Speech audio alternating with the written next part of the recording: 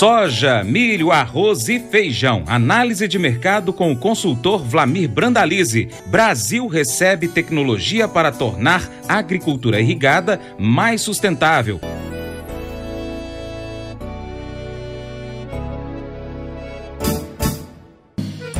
Acordo de manhã para prosear no mundo do campo, as notícias escutar. Vem com a gente em toda a região com o seu programa Paracatu Rural.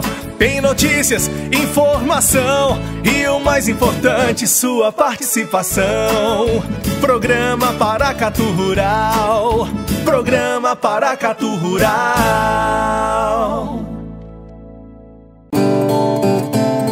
Agropecuária e sustentabilidade. A irrigação na agricultura é uma ferramenta para o aumento da produção de alimentos, cuja demanda deve aumentar 60% no mundo até 2050, segundo a FAO, Organização das Nações Unidas para Alimentação e Agricultura. Ao mesmo tempo, o uso dos pivôs precisam ser feitos, então o uso precisa ser feito em equilíbrio com o meio ambiente, em especial no que tange ao manejo da água. O produtor rural brasileiro contará a partir do mês de setembro com uma tecnologia para conciliar as duas vertentes. O FieldNet Advisor é um software que informa a quantidade de água necessária para irrigar uma cultura a partir de dados e inteligência artificial. A novidade foi anunciada em Goiás durante a visita do CEO mundial da fabricante Lindsay, Tim Hassinger. Essa tecnologia, essa inteligência artificial, ajuda o produtor a controlar a quantidade de água a ser dispensada para irrigar uma cultura, fazendo assim o uso racional desse recurso, explicou o CEO da Lindsay, empresa americana que possui operações em mais de 90 países. O Brasil está entre os 10 países mais irrigados do mundo, o segundo maior mercado da Lindsay, ficando atrás somente dos Estados Unidos, onde a tecnologia foi implantada pioneiramente de forma experimental há 2 anos e obteve uma economia de 17% de água, além, é claro, da redução de energia e um ganho de 3% de produtividade. É mais confiança e assertividade para os produtores rurais, disse o executivo. Informou que a empresa assumiu o compromisso público de economizar 2,6 trilhões de litros de água no mundo até o ano 2022 com essa nova tecnologia. E ele disse, essa é a nossa missão. Pois é, o agronegócio brasileiro está crescendo cada dia mais e mais e é importante a questão da sustentabilidade. Agora, Vlamir Brandalize traz para a gente o balanço dos últimos dias no mercado da soja, um dos principais grãos produzidos pelo país. Olá, amigo produtor, aqui é o Brandalize no Minuto do Produtor. E começamos o comentário de hoje com a situação das lavouras americanas. Enquanto o mercado de Chicago não reage, as lavouras vão de mal a pior, né? A situação não é nada boa, pior do que nós já vimos até hoje para esse momento de florescimento, tanto de milho como de soja. Condições muito ruins para as lavouras, mas o mercado continua ainda olhando mais a briga comercial entre Estados Unidos e China e dos negócios muito fracos de soja americana para a China do que efetivamente dos campos americanos agora. Vamos à situação das lavouras aí na semana pelos dados do USDA. No caso da soja, 57% das lavouras estão em florescimento. A semana passada era 40%, o ano passado era 85%, a média histórica é 79%. Então, nós vamos fechar o mês de julho com cerca de 60% das lavouras em florescimento, quando o normal seria perto de 90%. Então está atrasado, uma grande parte das lavouras vão entrar em florescimento aí no mês de agosto, um período normalmente mais quente. E com riscos aí de abortamento, muito abortamento de flores aí se o clima seguir seco e as temperaturas subirem, né? Previsão de que temperatura aí para os próximos 7 dias não é de temperaturas altas no meio oeste americano.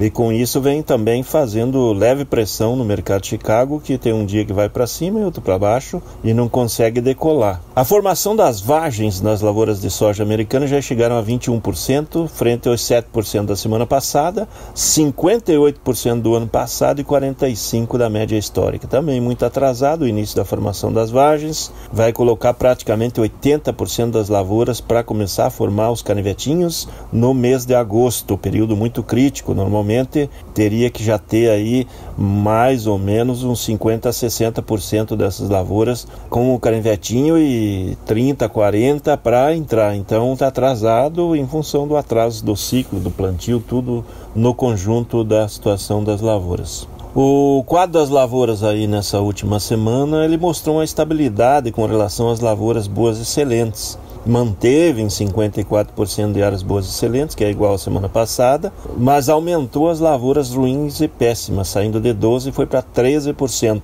Ele diminuiu o número de lavouras na situação de regular. Então, aparentemente a safra não mudou nada perante a semana passada, segue ruim, né? Porque quase a metade das lavouras estão ruins e de irregular a péssimas. No ano passado, 70% das lavouras estavam entre boas e excelentes. Então, safra bastante inferior ao ano passado e o período de definição desse potencial de safra vai passando agora nessa fase de florescimento e formação das vagens, né? Se não tiver flor, não forma vagem. Se tiver problema aí com calor aí seca, quando começa a formar a vagem, que é o canivetinho, derruba e daí diminui o número de vagens e também enche menos o grão. Então, a situação das lavouras nada boa. E nossos dados aí, nesse momento, continuam mostrando uma safra americana na faixa de 99 milhões de toneladas e não 104,5 aí ao redor disso que o USDA tem apontado no seu relatório de oferta e demanda que teve aí nesse mês de julho. O mercado brasileiro vai andando de lado, quase sem negócios, mercado de safra atual aí na faixa de R$79 nos portos, mas não tem vendedores, chances de R$80 para a safra nova de maio e junho, o vendedor quer mais, então muito lento. Mesmo com o mercado de Chicago frágil aí, com a soja na faixa aí bem próxima dos R$8,80 para os meses curtos, mas nos níveis nos portos não tem mudado, né? O dólar tem evoluído em função aí do nervosismo do nosso amigo Bolsonaro, né? Que tem vindo para a imprensa e acaba deixando o mercado bastante nervoso aí em função de todo esse bate-boca que está aparecendo nesse momento com relação a fatos passados aí da era da administração dos militares. Mas o que nos importa é que estamos numa fase de poucos negócios, a soja já negociou, já está indo dos 75% para 80% negociado, tem pouco para ser negociado, está na mão de poucos produtores capitalizados que estão esperando níveis melhores e é essa a situação do mercado interno aí. Da safra nova, a comercialização ainda é lenta, justamente porque há muita indefinição com relação a esse tabelamento dos fretes e desta forma aí os compradores querem receber o grão nos portos e os vendedores querem vender no FOB, e aí não está tendo muito acerto, e aí a comercialização continua lenta na faixa aí dos 20%, 25% em alguns estados, mas muito atrasado perante a média dos anos anteriores. Tem muito para ser comercializado e até o plantio, que é um fato normal para a soja negociar um bom volume antes do plantio. O mercado interno da soja segue com boa demanda em função do setor de frangos, suínos, ração com pé no acelerador, muita demanda local aí e também demanda do óleo. Então, automaticamente as indústrias trabalhando com o que tem em casa e atuando pouco no mercado livre nesse momento.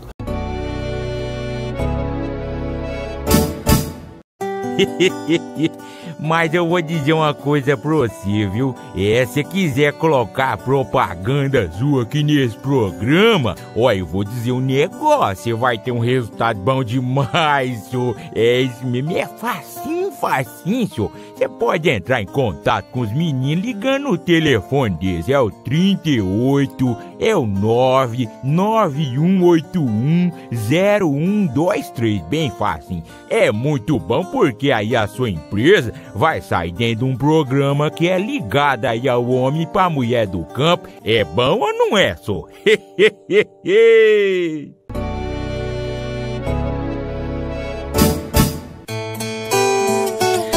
A Lindsay, como nós falamos agora há pouco, é uma empresa global focada no fornecimento de soluções de irrigação e infraestrutura para atender às necessidades de uma população crescente. O CEO mundial da fabricante Lindsay, Tim Hassinger, foi a Goiânia acompanhado do presidente nacional da Lindsay, Eduardo Navarro. Ele explicou que a visita teve o objetivo de criar uma maior aproximação com seu novo parceiro aqui no Brasil, a Pivô Máquinas Agrícolas e Sistemas de Irrigação, que possui 30 anos de história na agricultura irrigada brasileira e que representa a marca em Goiás, Distrito Federal, Minas Gerais e Bahia. Para nós é importante unir o que há de mais moderno e qualidade em equipamento e tecnologia para a irrigação no Brasil com uma empresa que tem tradição nessa atividade, conhece as especialidades regionais e que possui esse reconhecimento do produtor, salientou Navarro. Para o diretor da Pivô, Cauê Campos, a parceria com a Lindsay ajudará os produtores rurais a conectar informações e adquirir mais precisão na irrigação, otimizando a produtividade e decisões, de modo sustentável. Na prática, com o sistema Advisor, será possível visualizar as informações mais relevantes, por exemplo, pesquisas, previsão do clima, dados do solo, características da cultura e desta forma saber pontualmente como está o esgotamento de água do solo, qual a recomendação da próxima data de irrigação e qual a lâmina poderá então ser utilizada para evitar esse desgaste hídrico da lavoura. Bastará ao produtor definir o cronograma e as recomendações em ação com um simples toque de botão em um tablet, computador ou smartphone, acrescentou Navarro. O Advisor se integrará a uma outra tecnologia que também é oferecida pela Lindsay aos irrigantes, o sistema FieldNet, que permite o controle remoto dos pivôs. Agora o Vlamir Brandalize vai comentar o mercado do milho, que aqui no Brasil está de vento em polpa, porque a previsão é que em 3 ou 4 anos nós vamos superar os Estados Unidos na exportação desse grão.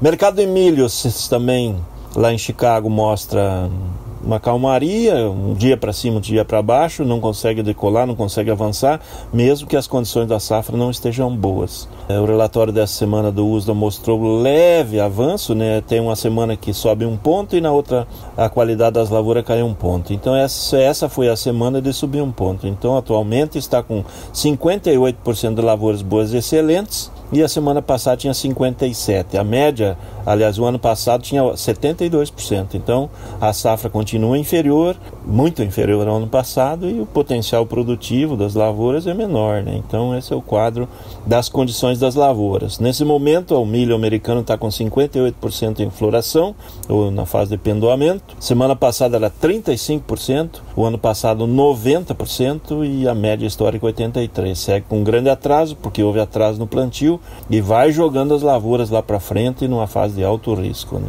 Temos aí estados importantes aí com grande atraso maior, que nem a Indiana está com apenas 40% das lavouras em pendoamento e o ano passado era 92%. E na formação das espigas do milho americano está com 13%, a semana passada era 5% e o ano passado era 35%, e a média é 23%, então está atrasado. Um estado importante dos Estados Unidos, o maior produtor de milho, que é Iowa, está com 7% das lavouras em fase de formação de espigas. O ano passado era 28% e a média é 20%. Todo mundo atrasado. Então vamos ficar de olho aí para frente. Se começar a aparecer previsão de geadas precoces aí no final de setembro e outubro, vai pegar essas lavouras quase todas, né? Então muita atenção aí com relação ao milho americano. O milho também sofre pressão com relação ao quadro aí justamente da briga Estados Unidos e China, porque ele acaba afetando todas as commodities. Com relação ao mercado brasileiro, também segue calmo, as indústrias atuando pouco, mas o que a gente vê é um grande volume de milho chegando aos portos, os embarques seguem acelerados, os dados da semana aí devem sair na quinta-feira da exportação já no mês de julho. Há grande chance de chegar acima das 5 milhões de toneladas acumuladas nesse mês de julho, e provavelmente agosto vai seguir com o pé no acelerador, e milho para exportação e vai enxugando o mercado interno. Os negócios internos seguem muito lentos. Nessa semana teve indicativos de negócio no porto de Imbituba, Santa Catarina, do milho de agosto, pagamento de setembro a R$ 42,30, mas os compradores dos demais portos estão na faixa de 40, também comprando na faixa de 40, 41 o milho de janeiro e fevereiro, já da safra de verão, aí principalmente no Porto de Rio Grande, aí que busca mais exportações aí para o milho já da safra de verão, que deve continuar com o pé no acelerador. E o Brasil vai se consolidando aí como grande exportador, segundo na linha dos gigantes, somente atrás dos Estados Unidos, e no ritmo que nós estamos indo,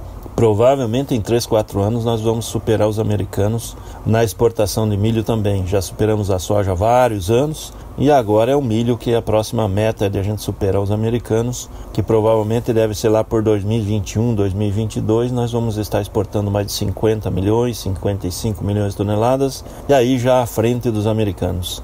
Então esse é o quadro do milho do momento. E a colheita do milho da safrinha também avança rapidamente, muitos produtores já do Mato Grosso fechando a safra, a colheita, e o clima para a colheita segue favorável. Tem indicativos de uma nova frente de massa polar aí que está chegando ao Brasil nos próximos dias, deve trazer novamente geadas aí para Paraná, alguns outros pontos aí até sul do Mato Grosso do Sul, mas para o milho a safra está pronta, não tem riscos, o que o produtor de milho pode esperar que talvez dê mais uma pancada na algumas lavouras do trigo, e trigo geado normalmente vai para a ração e acaba momentaneamente atrapalhando um pouquinho do mercado do milho, porque algumas empresas de ração acabam comprando esse trigo a fazer as misturas e tentar baixar o custo de produção de ração, mas é momentâneo, não tem um efeito de longo prazo. Com relação ao nosso arroz, segue na calmaria, o pessoal esperando a virada do mês de julho agora para agosto, com demanda provavelmente maior no varejo, com os varejistas voltando às compras, e tudo isso trazendo uma expectativa aí dos produtores, principalmente produtores gaúchos, que continuam negociando ainda abaixo do custo, que agosto vem com ajustes no arroz, né? Que o mercado está com uma safra aí abaixo de 10 milhões e meio de toneladas, vai consumir mais de 11, exportou um bom volume neste ano já, e agora vai depender de importações, porque não tínhamos estoques de passagem, a Conab praticamente zero de estoque, então precisaria de uma correção positiva, né? Então vamos ver agora nos próximos dias aí o que vem de pressão positiva para o mercado, mas o ambiente e os fundamentos são de alta, né? Agora basta saber se o produtor vai conseguir segurar e a indústria vai conseguir ter forças para colocar ajustes no fardo aí junto ao varejo, para começar a girar com níveis melhores e mais favorável ao setor produtivo, que está se preparando para ir para a nova safra, para a compra de insumos que está atrasada, e precisa de um alento aí, precisa de um motivo positivo, principalmente uma melhoria das cotações, para poder ir para um plantio aí com busca de tecnologia e avanço de produtividade. É esse aí o mercado do arroz brasileiro, que dá sinais que vai ter nova queda diária, né? Produtores do Rio Grande do Sul, principalmente, continuam correndo atrás de insumos de soja aí na parte da depressão central gaúcha, Campanha, faixa litorânea sul, muita gente atrás de insumos de soja e deixando um pouquinho de lado. Já se fala talvez em 50 a 100 mil hectares a menos de lavouras de arroz em função dessa situação de prejuízos que o produtor vem carregando no arroz aí nos últimos 4, 5 anos. Está na hora de uma virada, e essa virada é uma virada necessária também para a indústria do arroz, que também vem trabalhando o fardo muito abaixo do custo e precisa de correções, né? O arroz está na faixa aí de 10 a 13 reais no supermercado há uns 5, 6 anos. E os custos hoje vão de 15 a 20, então não tem como manter esses níveis aí, porque vai ter muita gente que não vai suportar aí passar o ano e entrar no ano de 2020, se o mercado não mudar e começar a trazer margem aí para produtor, para indústria, porque no momento somente o varejo que consegue carregar ganhos aí e vai sobrevivendo e vai crescendo.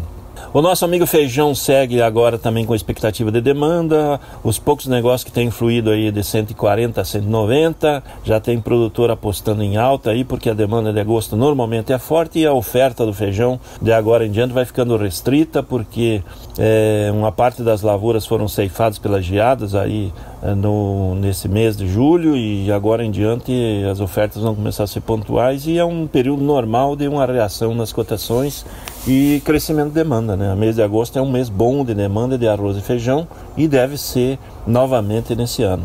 É isso aí, amigo produtor, que foi o Brandalize no Minuto do Produtor. Um grande abraço a todos, até o próximo. E para continuar recebendo as informações do agronegócio, inscreva-se em nosso canal. Também clique no sininho e compartilhe este vídeo com seus amigos para nos ajudar a trazer muito mais informações para você. Muito obrigado. Programa Paracatu Rural. Programa Paracatu Rural.